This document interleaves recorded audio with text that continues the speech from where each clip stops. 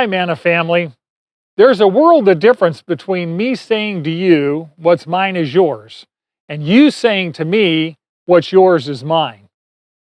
What's mine is yours is charity. What's yours is mine is theft.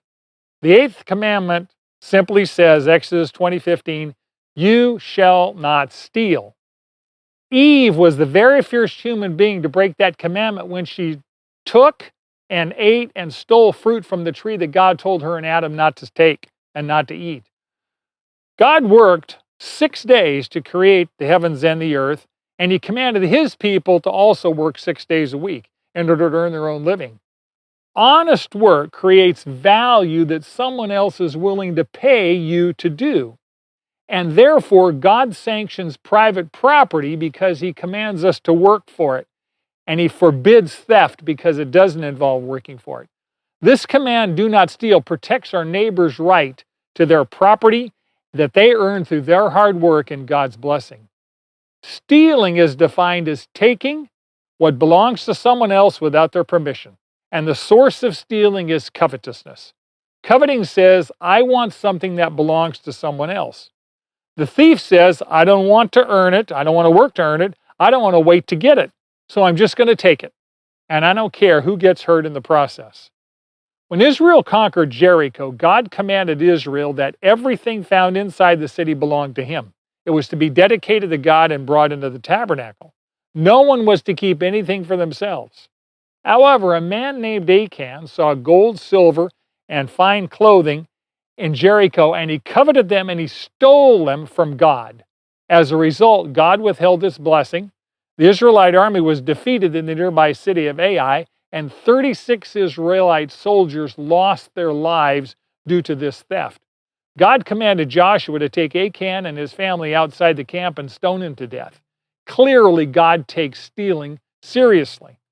Jesus Himself was crucified between two robbers. Robbery, of course, is strong-armed robbery by force. Clearly, Rome takes theft pretty seriously as well. Achan's case is particularly tragic because he could have just waited. The very next city they conquered, God said, you can have all of it yourselves.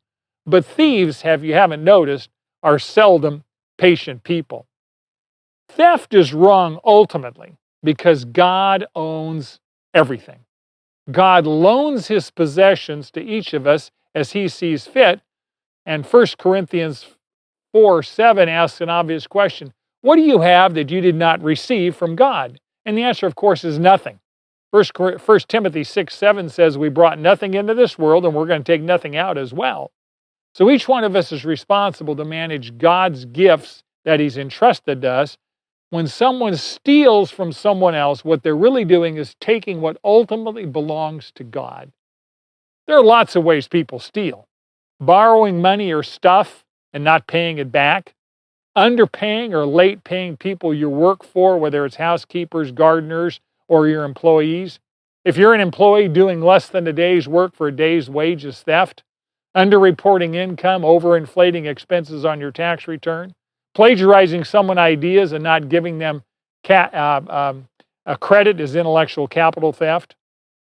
The most insidious is what Malachi points out. The book of Malachi says that people steal from God when they fail to give Him their tithes and offerings.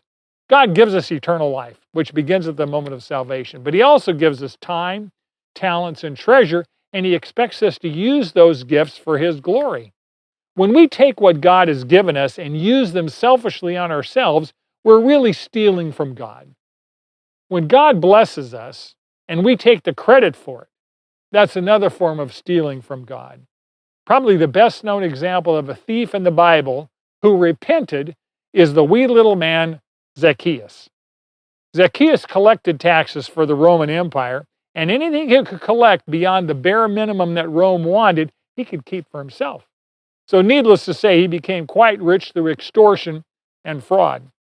However, when Zacchaeus met Jesus, he repented of his sin of thievery and promised to pay back fourfold for everything he had stolen.